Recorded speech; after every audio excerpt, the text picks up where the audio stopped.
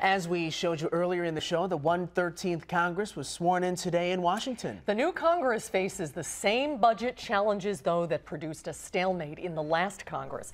Charles Franklin is done with his stint at Marquette, and he is back with UW Political Science. Welcome back. Good to be back. And good to see you. Happy New Year. Thank you, and to you. Well, this was sort of exciting today, a lot of ceremony and pomp and circumstance, but there are huge problems facing this new Congress. The government shutdown and the debt ceiling debate, big issues ahead of us. Just when you thought you would escape the fiscal cliff, we've still got more entertainment to look forward to. So it's been an unusually active week in Washington, but just to preview where we are, sometime late in February, the government will run out of money and we will have to raise the debt ceiling. You'll remember a year and a half ago, that brought us right to the brink in August of 2011, so that could be very exciting. Then in early March, the sequestration, the mandatory budget cuts that we just put off for 2 months start to kick in. That's about 9 to 10% of defense spending and about 8% of domestic discretionary spending. About 2% of Medicare and some other programs are exempt, like Social Security. So that's a very major issue. And then finally, at the end of March, the 27th, the budget will run out and they have to approve another continuing resolution to run the government for the rest of the year. So we've got a very active late February and early March. This has been one of the most inefficient bodies of Congress in the past couple years. We've heard it on the campaign trail. We're going to try and work together, First of all, what are the keys to that, and can that actually happen? Well, it by a lot of measures has been a very inactive Congress. It passed barely half the bills that last time's Congress did, and even less than the time before that. You saw Governor Christie of New Jersey yesterday expressing frustration that hurricane relief just couldn't get done. And I think that frustration about the institution being deadlocked is very widespread. Yeah, but it also reflects this very fundamental dilemma we have over the budget with Republicans, and especially the more conservative wing of the Republican Party, very concerned about spending and wanting to limit it and not willing to bargain very much about raising spending versus cutting programs.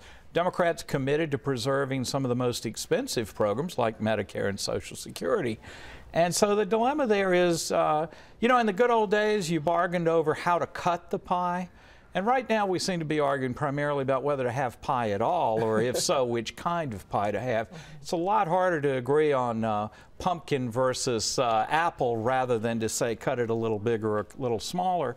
That's really the dilemma of why it's so hard to come to a deal right now. Well, Republican John Boehner was reelected Speaker of the House today for another 2-year term.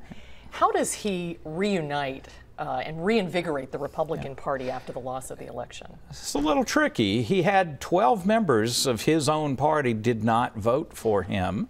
It took 17 to depose him as Speaker, so he was, I guess, comfortably reelected by 5 votes. But that reflected a lot of the frustration, especially among the most conservative Republicans, about the budget deal that we just did, the tax deal. I think the problem is, how does he breach the divide within his party? Because there's sort of the right wing of the Republican Party, and then there's the center right of the Republican Party, not as conservative.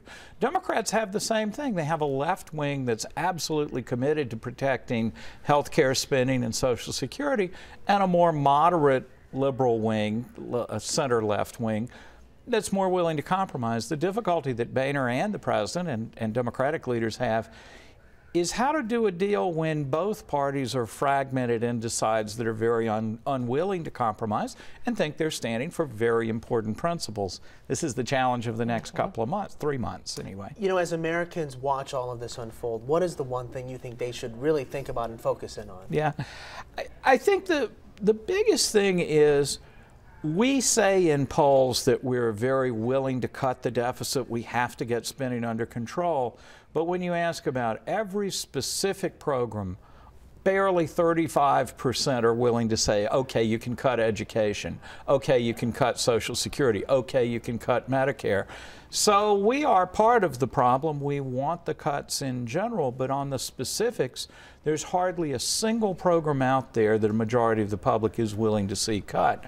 So in that sense, Congress reflects the dilemma We want our pie, but we want to eat it too. We say no pie, but when the apple pie and the pumpkin pie comes forward, we'll take the pie. Oddly enough, we're willing to take a slice and maybe an extra big slice too. Yeah, right. Good to see you again, Charles. We'll see you soon. Thank you so much.